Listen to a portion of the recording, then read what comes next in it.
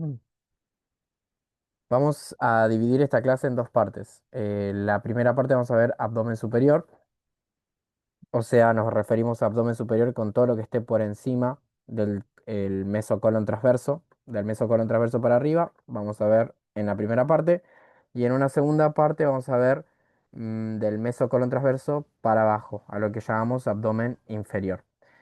¿Te acordás, Manu, cómo se dividía el, el abdomen superior o el espacio supra-mesocolónico?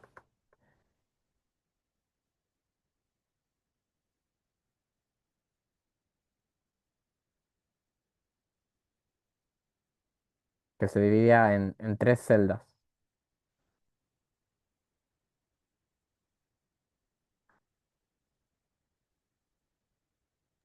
No, creo. Ok, vamos a ver que tenemos una celda que es la celda hepática, donde va a estar el hígado y la vía biliar, otra celda que es la celda gástrica, donde va a estar el estómago, y otra celda que es duodeno y páncreas van a estar ahí como un poquito más atrás. Y otra celda que es la celda esplénica, donde va a estar el vaso. Esas tres celdas es en las que se divide el abdomen superior o supramesocólico o mesocolónico. Y estos son todos los órganos que están en esas tres celdas. ¿Sí? El hígado, el estómago, duodeno y páncreas, estos en la misma celda. Y el vaso ahí solito. Vamos a empezar entonces con la celda esplénica, perdón, en la hepática, en donde se encuentra el hígado. ¿Qué es el hígado? Es una glándula, es la glándula más grande del cuerpo, es una glándula anexa al sistema digestivo. Las funciones que va a tener va a ser metabolizar los hidratos de carbono, los lípidos, las proteínas, va a purificar em, la sangre de diferentes componentes que son tóxicos para el cuerpo, va a almacenar sustancias como por ejemplo el glucógeno, que después se convierte en glucosa, que puede ser secretado a la sangre para mantener los niveles de glucosa en sangre normales. Y después, bueno, la producción de la bilis, que es lo que se excreta para hacia el tubo digestivo para ayudar con el proceso de la digestión, sobre todo de las grasas. Se ubica en el hemiabdomen superior, ocupando todo el hipocondrio derecho, el epigastrio y parte del hipocondrio izquierdo. Fíjense que es bastante grande, es un órgano muy, muy grande. Así que en realidad en la división de abdomen cerrado, que sería esto que estábamos mencionando acá, está en casi todos o en los tres cuadrantes superiores. Tiene una forma triangular, tiene dos polos, un polo derecho y un polo izquierdo, y va a tener tres caras, la antero superior, una posterior, que acá no la vemos, y una inferior, o antero inferior, que es esta acá. Y va a tener tres bordes también, un borde anterior, que es este de acá, un borde postero superior, que acá no lo vemos, está por allá atrás, y un póstero inferior, que es este que sí se ve acá. Vamos a ir describiendo un poquito entonces qué cosas podemos encontrar en el hígado, cómo está formado. Vamos a tener dos polos, un polo derecho y un polo izquierdo. Todo esto, ¿sí? En realidad este pedacito es bien el polo derecho, este es el polo izquierdo, y todo esto son lóbulos. Un lóbulo se divide en dos lóbulos grandes, un lóbulo derecho, que es todo esto, y un lóbulo izquierdo, que es mucho más pequeño. ¿Cuál es la división? Este ligamento, que le vamos a llamar ligamento falciforme. Y después vamos a tener los bordes, el borde anterior, que es el más importante de todos, que es este que se ve acá. Es un borde que tiene dos escotaduras. Una primera se llama escotadura cística, que es donde va a estar la vesícula biliar. Acá se ve esto verdecito que se ve ahí, es la vesícula biliar. Entonces vamos a tener esa primera escotadura, que es la escotadura cística. Y después la escotadura umbilical, que es por donde va a entrar este ligamento que viene acá, que es el ligamento redondo. El ligamento redondo viene por dentro del ligamento falciforme. Todo esto es el ligamento falciforme y por dentro ven que tiene como un cordoncito. Ese cordoncito es el ligamento redondo. Lo que divide al hígado en dos lóbulos es el ligamento falciforme. Y el ligamento redondo es lo que antes era la vena umbilical y queda así como un ligamento. Otra cosa del borde anterior que es súper importante es que es un borde romo, o sea que tiene un borde bastante filoso. em, perdón, filoso no, redondeado, y que se lo puede sentir a la palpación, que está por debajo o casi en el borde del reborde costal. Eso es importante para la semiología, después cuando ustedes lo vean más adelante, cómo yo puedo palpar el abdomen y sentir que si el tamaño del hígado está conservado o está aumentado, o si este borde, que tiene que ser liso, tiene algunas irregularidades o cosas así, o nódulos, también ayuda a saber la descripción anatómica de cómo tiene que ser un hígado normal, para después, en la palpación abdominal, diferenciarlo de un hígado patológico, o sea, un hígado enfermo.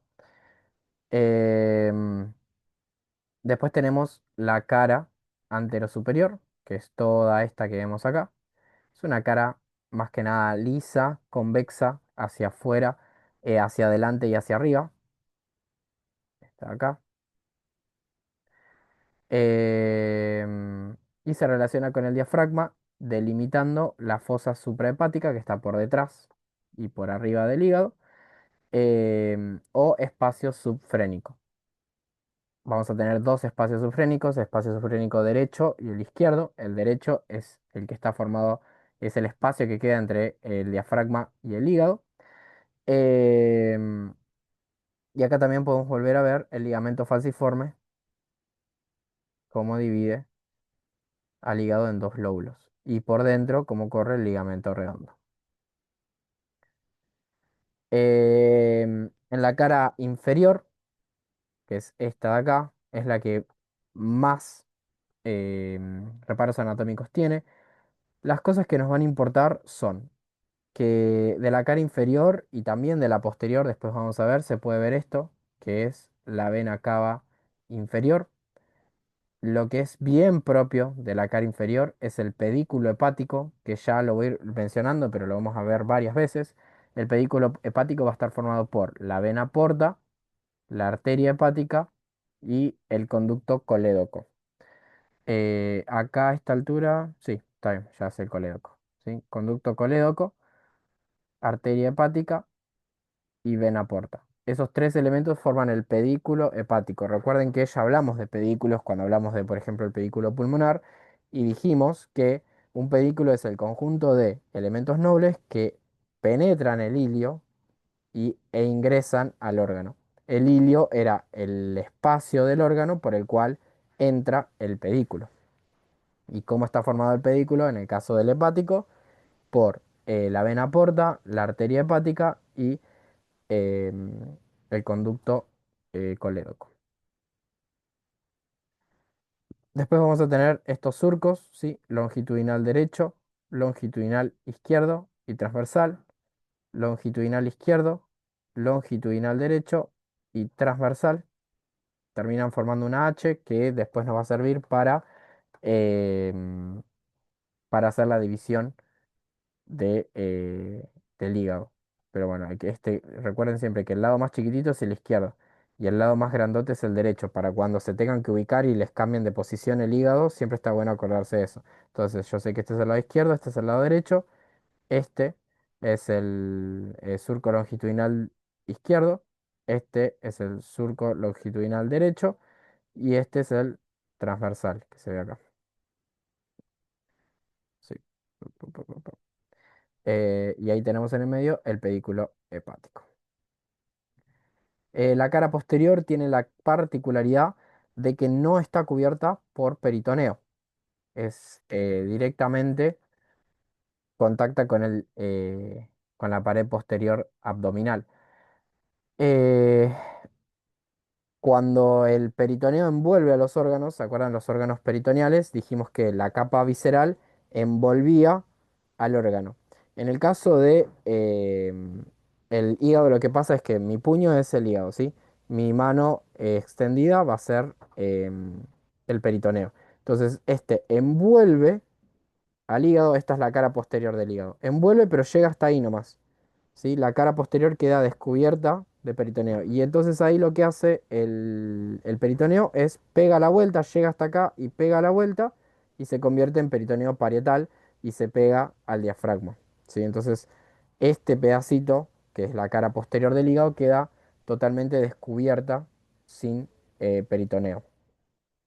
Cuando el peritoneo se refleja, ¿sí? Se refleja quiere decir que cambia de dirección, o sea, viene pegadito al hígado, cambia de dirección y empieza a pegarse al diafragma. A los costados va a sufrir espesamientos, ¿sí? Se va a espesar, se va a hacer más grueso. Y eso es lo que llamamos ligamento triangular. Y todo el resto del peritoneo que llega hasta la pared posterior, a la cara posterior del hígado y se refleja y después se hace parietal, acá arriba pasa lo mismo, a los costados tenemos los ligamentos triangulares, todo eso, ese borde que se termina generando, se llama ligamento coronario. Y eso es lo que se puede ver acá, ¿sí? Es ese borde, esto que se ve acá, ¿ven? Todo ese borde es hasta donde llegó el peritoneo y acá se reflejó. Y todo esto es el ligamento coronario. En esta parte, la parte posterior, es la superficie no peritoneal del hígado. Y tenemos ahí en esa misma superficie no peritoneal cómo pasa la vena cava inferior, casi que el hígado la abraza a la vena, ¿sí? La mantiene ahí y la vena ahí, a su vez, recibe tres venas suprahepáticas, que ahora después vamos a ver, que ayudan a que el hígado se mantenga en ese lugar.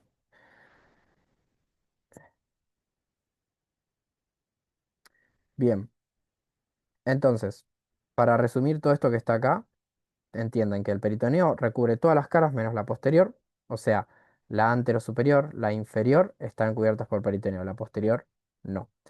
Después, el peritoneo se invagina, o sea que se mete dentro del hígado, eso es el ligamento falciforme, como ven acá. Se mete dentro del hígado, forma el ligamento falciforme. Por dentro de las dos capas del ligamento falciforme viene el ligamento redondo y a los costados el peritoneo, ¿sí? Se espesa y forma los ligamentos triangulares. Si esto yo lo miro desde atrás, voy a ver que no hay peritoneo y que hay todo un borde de peritoneo reflejándose y cambiando de dirección. Todo eso es lo que genera el ligamento coronario del hígado. Además de estar cubierto por peritoneo, el hígado tiene una cápsula que se llama la cápsula de Gleason. La característica especial que tiene la cápsula de Gleason es que, a diferencia del resto de los órganos abdominales que están inervados por el plexo solar, la cápsula de Gleason está inervada por el nervio frénico. El nervio frénico derecho atraviesa el diafragma e inerva la cápsula de Gleason. Esto es muy, muy importante que se lo acuerden, ¿sí? Esa diferencia de inervación de la cápsula del hígado. ¿Por qué? Hay personas, primero porque es anatómicamente importante esa diferencia en la inervación y después porque es aplicable a la clínica. Hay personas que tienen procesos inflamatorios en el hígado que comprometen la cápsula de Gleason, pero el dolor es a la altura del hombro derecho. ¿Por qué sucede esto? Porque el dolor de la cápsula de Gleason se transmite a través de del nervio frénico que pertenece al territorio de inervación del cuello y el hombro, sobre todo la parte supraclavicular. Entonces, el nervio frénico está transmitiendo ese dolor de la cápsula de Gleason y se ve reflejado a la altura de el hombro. Eso se llama omalgia o dolor reflejo. Entonces, como ven, tiene toda una explicación de la importancia de la clínica de acordarse que la cápsula de Gleason tiene otra inervación y que es la cápsula que recubre al hígado.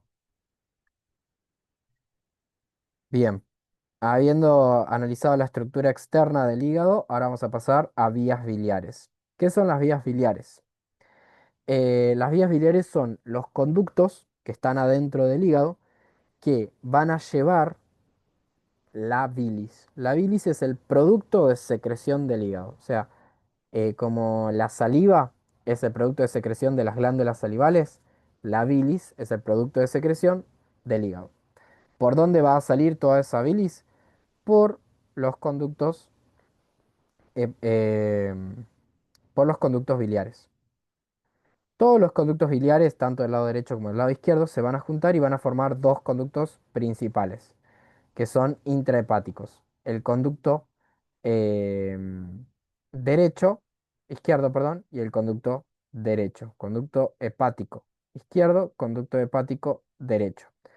Estos dos conductos hepáticos se van a juntar y van a formar el conducto hepático principal. El conducto hepático principal va a recibir al conducto cístico y recién ahí, después de que recibe el conducto cístico, se transforma en colédoco. ¿Sí? Entonces tenemos hepático derecho, hepático izquierdo, se juntan, forman el hepático común. El hepático común recibe al cístico y el cístico con el hepático común terminan transformando en el colédoco. Bien,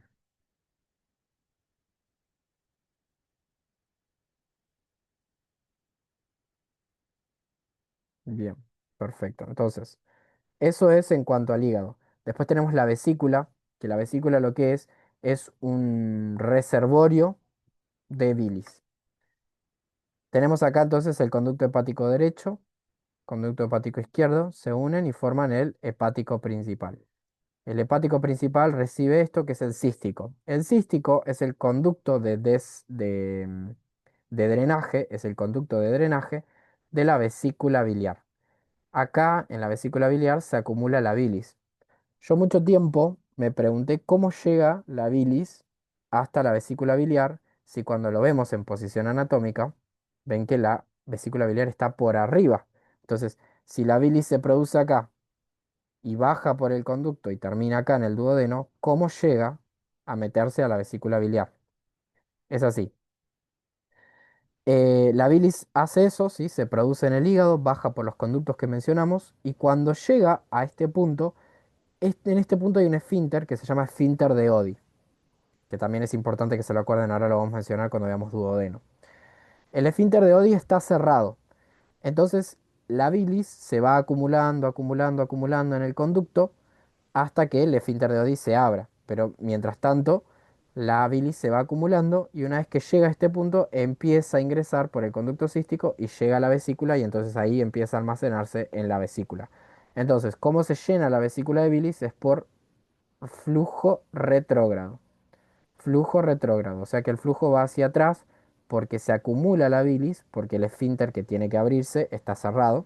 Se acumula y entonces entra y se almacena en la vesícula biliar. Eso es fisiológico, sí, eso es normal. Normalmente se llena así la vesícula. Entonces, la vesícula funciona como ese reservorio de bilis.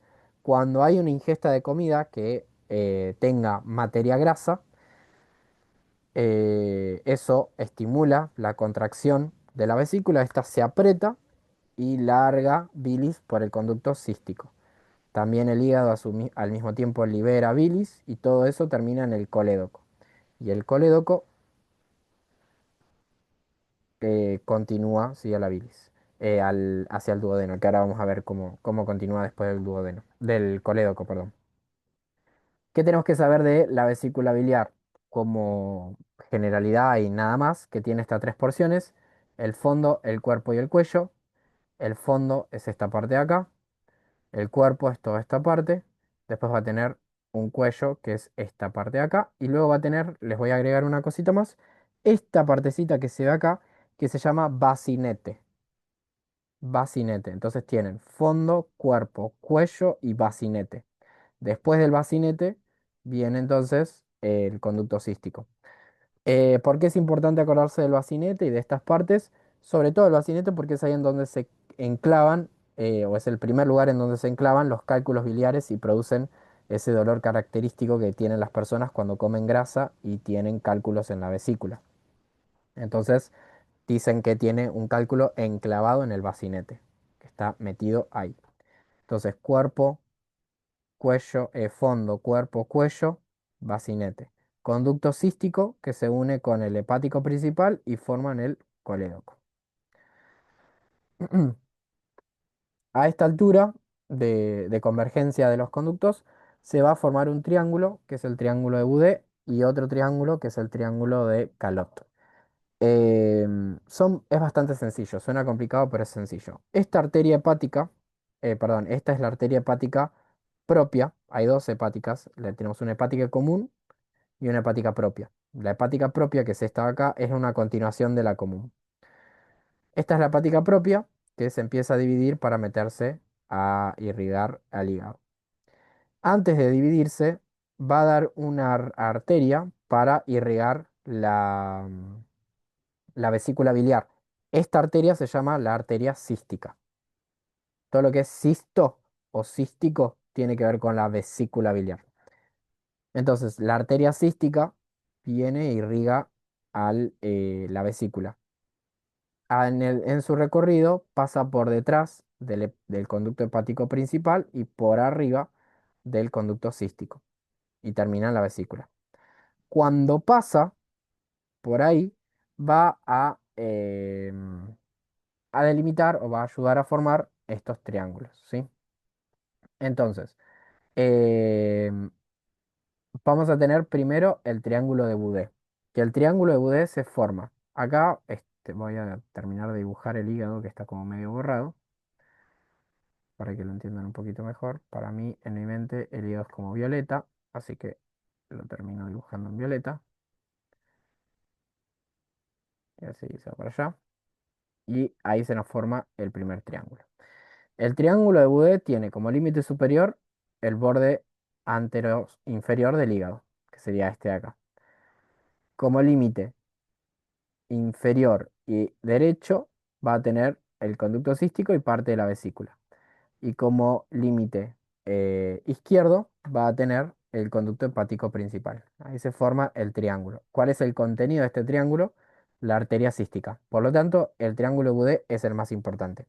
Ahora se describe otro triángulo un poquito más chiquito, que es el triángulo de Calot, que está acá marcado con el número 2, que tiene como límite superior la arteria cística y después los otros dos límites, el derecho y el izquierdo, siguen siendo igual que en el triángulo de Boudet. Lo que cambia es el límite superior.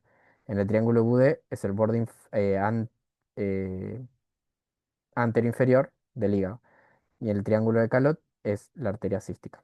Pero el más importante es el Boudet porque el contenido es la arteria.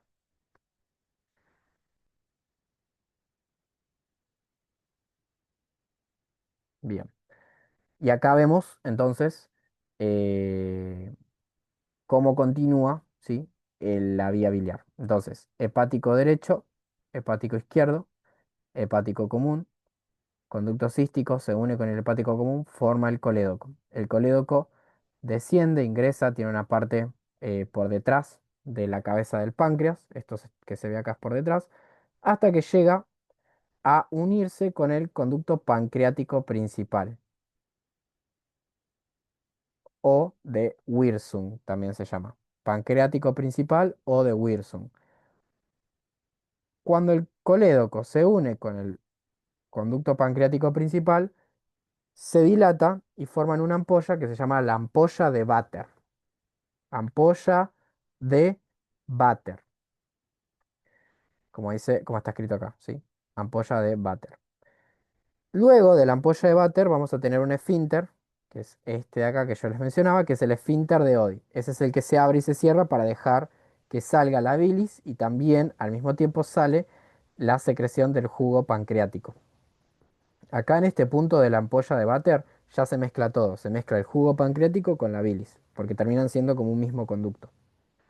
Se abre el esfínter de Oddi y sale todo, la secreción de la bilis y del jugo pancreático a la segunda porción del duodeno. Y ahí recién se encuentra con la comida y ayuda al proceso digestivo. ¿En qué parte del duodeno pasa esto?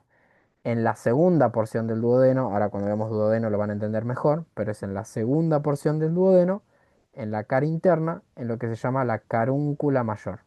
La carúncula mayor es un espacio, ¿sí? Un círculo que tiene en la pared interna el duodeno, la segunda porción del duodeno. Y ahí en la carúncula mayor, en el medio, está el esfínter de Oddi, que se está abriendo y cerrando para dejar salir la bilis y la secreción pancreática.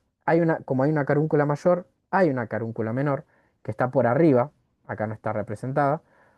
Esta es la mayor, por acá arriba hay una menor que recibe un conducto que es el pancreático accesorio, que se llama de accesorio o de Santorini.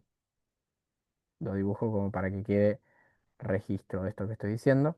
¿Sí? Sale acá un pancreático accesorio que termina también en la segunda porción del duodeno, pero por encima de la carúncula mayor, en lo que conocemos como la carúncula menor. Es el conducto pancreático accesorio. Bien.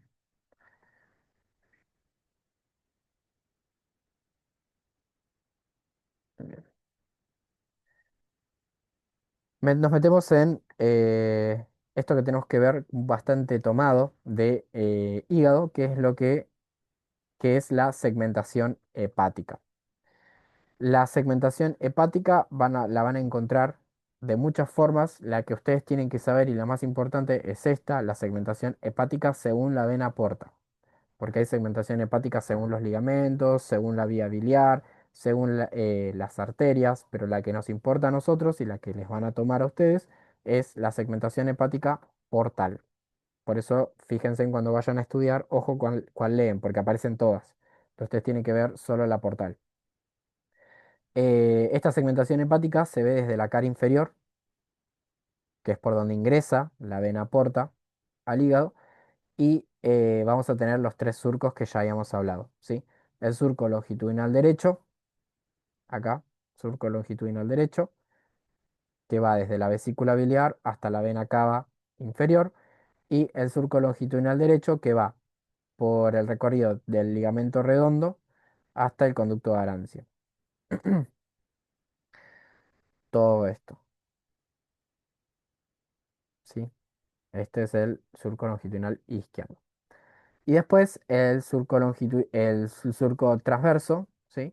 Que es este de acá, que pasa por la parte media del hígado y que termina uniendo los surcos derecho e izquierdo.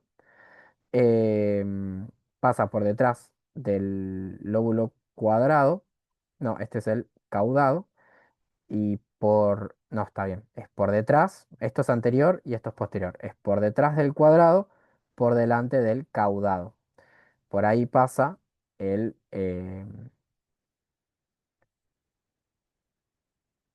el, el surco transversal. ¿Sí? Este caudado también se llama Spiegel. O sea, pueden eh, darle ese otro nombre. Entonces, cuadrado o de Spiegel y el de atrás es el caudado. Entonces ahí tenemos el surco longitudinal eh, derecho, está un poquito escorridito, tendría que ser un poquito más para acá, pero bueno, en fin, el izquierdo y ahí el otro, el transversal. Ahí se termina formando la H hepática, se llama esto. H hepática. Y con la H hepática se nos dividen entonces el resto se nos dividen todos los lóbulos del hígado.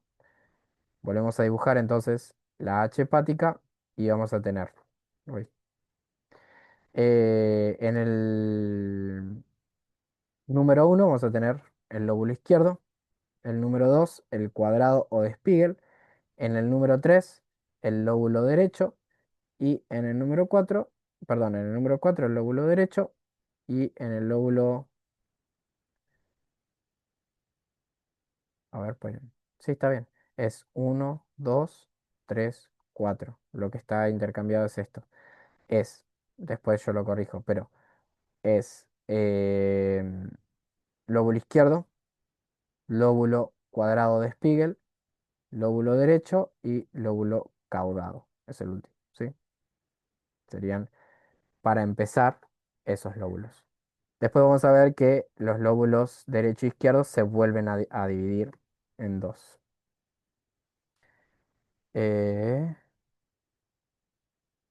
Bien, esto es la segmentación según Suárez, Jiménez y Coinau, que toman en cuenta al hígado dividido en 8 segmentos, visto desde la cara inferior. ¿Para qué sirven? Porque cada uno de estos segmentos tiene una rama de la arteria de la vena porta. Es la segmentación portal que venimos viendo, ¿sí? Em, el eje anteroposterior vamos a tener de la fosa cística hasta el borde izquierdo de la vena cava inferior, como ya hemos hablado recién.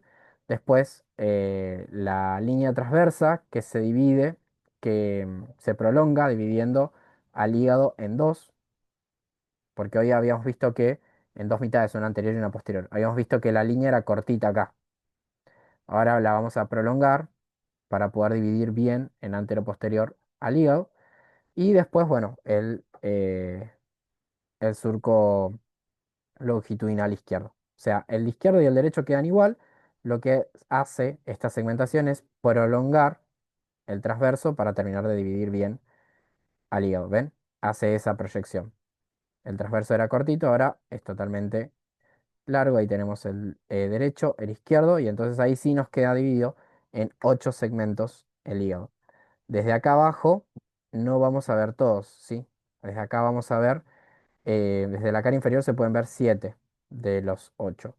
El octavo solamente se puede ver desde la cara anterosuperior. Y vamos a tener esta otra segmentación. Entonces ahí tenemos los 7, ¿sí? Y los vamos a nombrar uno, 2, 3, 4, 5, 6, 7. Y el octavo lo vamos a ver desde arriba.